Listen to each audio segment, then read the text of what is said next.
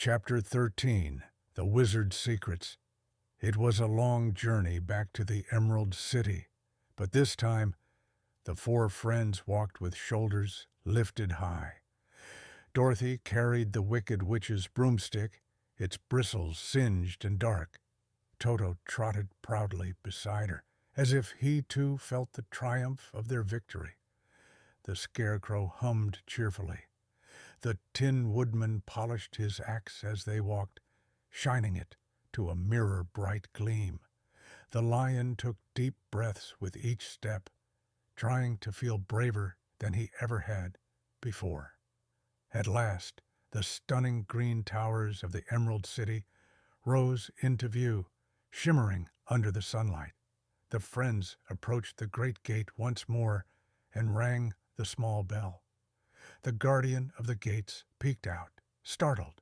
"You've returned, and, good heavens, are those the Wicked Witch's broomsticks?" Dorothy nodded. "We did as the wizard asked. May we see him right away?" "Of course," the guardian replied breathlessly. "I'll take you to the palace at once." Inside, they were led through winding halls until they stood once more before the grand throne room. Each of them would be admitted alone to speak with the wizard, just as before. Dorothy was called first. She stepped into the vast room, the broomstick tucked under one arm. Toto padded beside her.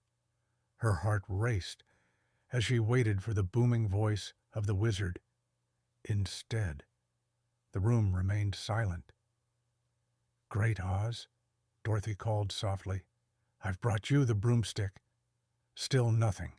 The torches flickered. The green light shimmered. Dorothy frowned. "Hello?"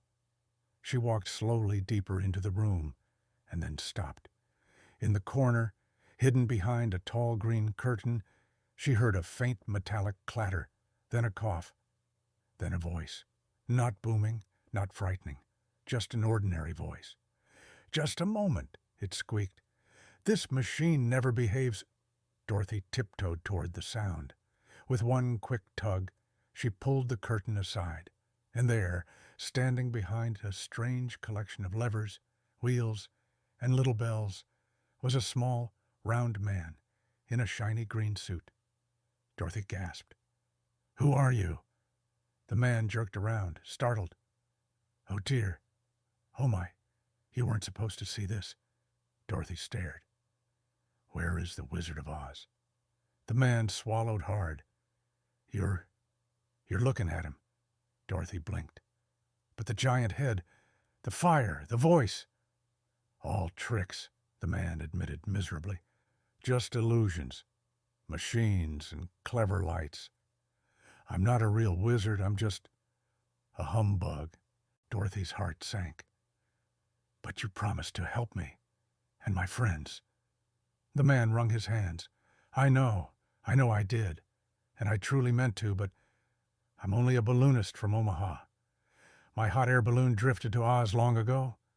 When I landed, people thought I was a powerful wizard, and I let them believe it."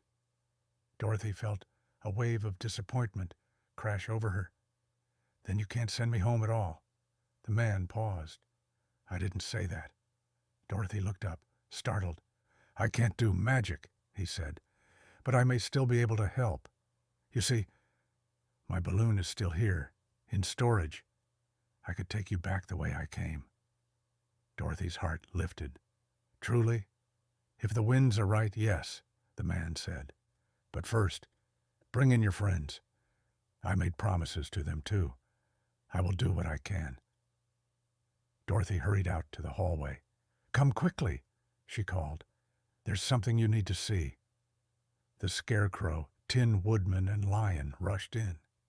They expected the booming voice and terrifying presence of the wizard. Instead, they found a small, ordinary man, fidgeting behind a machine. "This," Dorothy said softly, "is the Wizard of Oz." The friends stared. The Scarecrow tilted his head. "A humbug, you say?"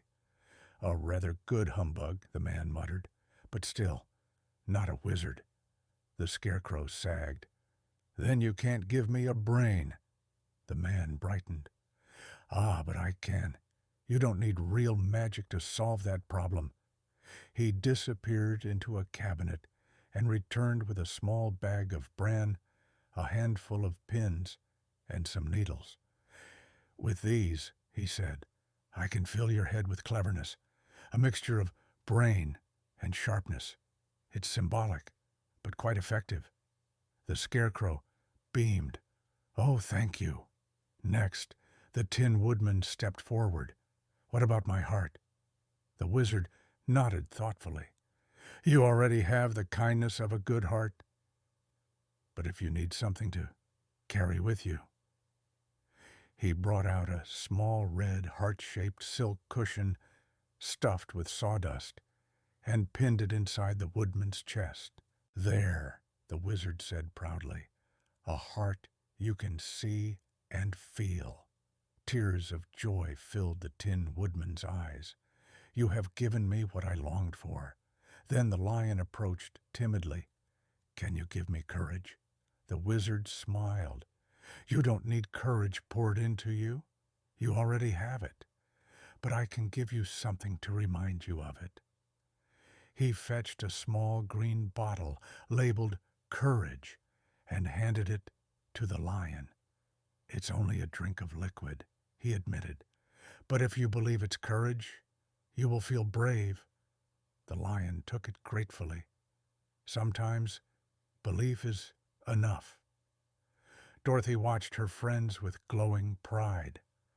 The wizard's magic was simple, but it filled each of them with new confidence. Finally, the wizard turned to Dorothy. And now, my dear, he said kindly, let us prepare the balloon. If the winds favor us tomorrow, you may be on your way home. Dorothy's heart fluttered. After all her journeying, her wish might finally come true.